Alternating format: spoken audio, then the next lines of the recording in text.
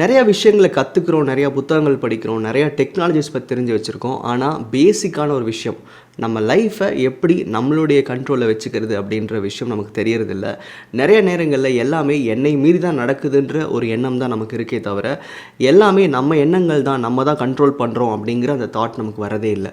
So இதையெல்லாம் மீறி ஒரு 3 விஷயங்கள் நீங்கள் தெரிஞ்சுக்கிட்டீங்க, 3 விஷயங்களை உணர்ந்து அதன்படி நடக்க ஆரம்பித்தோம் அப்படின்னா நம்ம லைஃப் உண்மையிலேயே டெவலப் ஆகிறத பார்க்க முடியும். எல்லாமே இவங்க கண்ட்ரோலில் வர்றதையும் நீங்கள் உணர முடியும். இதுக்கு முதல் விஷயம், நம்ம இனிமேல் லைஃப்பில் எல்லாத்தையும் ப்ளேம் பண்ணுறது, குறை சொல்கிறது நிறுத்த ஆரம்பிக்கணும். இந்த ப்ளேமிங் அப்படின்றது மற்றவங்க மேலே இல்லாமல், சுச்சுவேஷன்ஸ் மேலே மட்டும் இல்லாமல் நம்ம மேலேயே சில டைம் சொல்லிப்போம். எப்போல்லாம் நீங்கள் ஒரு விஷயத்தை குறை சொல்கிறீங்களோ அது உங்கள் லைஃப்லேருந்து இன்னும் தள்ளி போகுது. அதை நீங்கள் அடையிறதுக்கு உண்டான வாய்ப்புகளே இல்லை. அதை நீங்கள் திரும்ப திரும்ப சொல்ல சொல்ல சொல்ல அந்த குறைகள் இன்னும் அதிகமாகிட்டே தான் போகுமே தவிர உங்கள் லைஃப்பில் நல்ல விஷயங்களை பார்க்குறதுக்கு உண்டான சான்சஸ் கிடைக்காது. ஸோ எப்போவுமே ஒரு விஷயத்தை குறை சொல்கிறதோ அதில் இருக்கிற பிரச்சனைகளை அதிகமாக கவனிக்கிறதோ நிறுத்திக்கோங்க.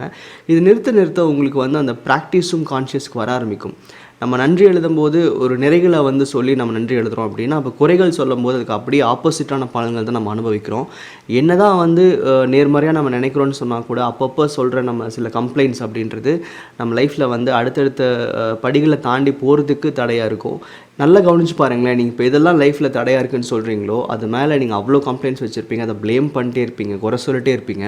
அதை எப்போ நிறுத்துறீங்களோ அந்த தடைகள் உங்களை விட்டு ரொம்ப ஈஸியாக போயிடும். அடுத்தது, டூ யுவர் பார்ட். உங்கள் பங்கு என்னமோ அதை நீங்கள் செய்யுங்க. அதாவது நம்ம ஒரு விஷயத்தை பற்றி இமேஜின் பண்ணும்போது ஐயோ இவ்வளோ முடிக்கணுமா, அவ்வளோ பண்ணணுமா, இதெல்லாம் சாத்தியமானு நீங்கள் கேட்டுட்டே இருப்பீங்க. அப்படி இல்லாமல் உங்களோட இன்றைக்கி உங்கள் தேவை என்ன, உங்கள் வேலை என்ன, உங்களோட பார்ட் என்ன, அதை மட்டும் செஞ்சுட்டு இருந்தீங்கன்னா மற்ற விஷயங்கள் ஒன்றா சேர்ந்து வர ஆரம்பிக்கும். எண்ணம் செயல் ரெண்டும் ஒரே மாதிரி இருக்கும்னு நான் சொல்லியிருப்பேன்.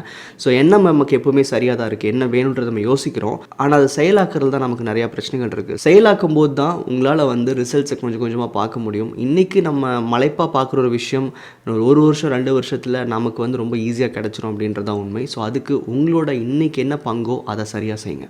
நம்மக்கிட்ட கண்ட்ரோலே இல்லை அப்படின்னு சொல்கிறதுக்கு காரணமாக இருக்கிற கடைசி விஷயம் என்ன அப்படின்னா, ஒரு தேவையின் மேலே ஃபோக்கஸ் பண்ணாமல் லைஃப்பில் இன்றைக்கி எதெல்லாம் தேவையோ இல்லையோ அதன் மேலே எண்ணங்கள் போகிறது மட்டும்தான். இப்போது நமக்கு என்ன தேவையோ அதை பார்த்தோன்னா அதுக்கான வேலைகள் செய்வோம், அதுக்கான எண்ணங்கள் இருக்கும், அதை மட்டுமே நம்ம கவனிச்சிக்கிட்டு இருப்போம். நம்ம லைஃப் ரொம்ப ஒரே நேர்கோட்டில் போகிற மாதிரி இருக்கும். ஆனால் நம்ம டீவியேட் ஆகும்போது அது நமக்கு தேவையில்லை அப்படின்ற போது நம்ம எண்ணங்கள் அதை மேனிஃபெஸ்ட் பண்ண முயற்சி பண்ணாது. அப்போ நம்ம என்ன நினச்சி போனால், ஐயோ எனக்கு இதெல்லாம் கிடைக்கல, இந்த விஷயங்கள் என்கிட்ட இல்லை, இப்படியெல்லாம் எனக்கு சுச்சுவேஷன்ஸ் இருக்குதுன்னு சொல்ல சொல்ல உங்களுக்கு உண்மையிலேயே லைஃப்பில் என்ன தேவையோ அதை மறந்து போயிடுது. கிட்டத்தட்ட உங்கள் லைஃப் உங்கள் கண்ட்ரோல் மீறி போயிடுச்சுன்ற சொல்கிறதுக்கான காரணமே இதுதான். ஸோ ஃபோக்கஸ் இருந்துட்டால் உங்கள் லைஃப் எங்கே போகணுன்றது நீங்கள் தெளிவாக பார்ப்பீங்க, என்ன வேலைகள் செய்யணுன்றது தெரிஞ்சு செய்வீங்க. அப்படி இல்லைன்னா லைஃப் உங்களை எங்கெங்கேயும் எடுத்துகிட்டு போகிற மாதிரி இருக்கும். அந்த கண்ட்ரோல் போயிடுச்சுன்ற ஃபீலிங் இதனால தான் மேக்ஸிமம் வருது. இந்த 3 விஷயங்கள் இல்லாமல் வேறு ஏதாவது விஷயம் லைஃப்பை கண்ட்ரோல்டாக வச்சுக்கிறதுக்கு ஹெல்ப் பண்ணும் அப்படின்னா அதை கமெண்ட்டில் மென்ஷன் பண்ணுங்கள். நன்றி.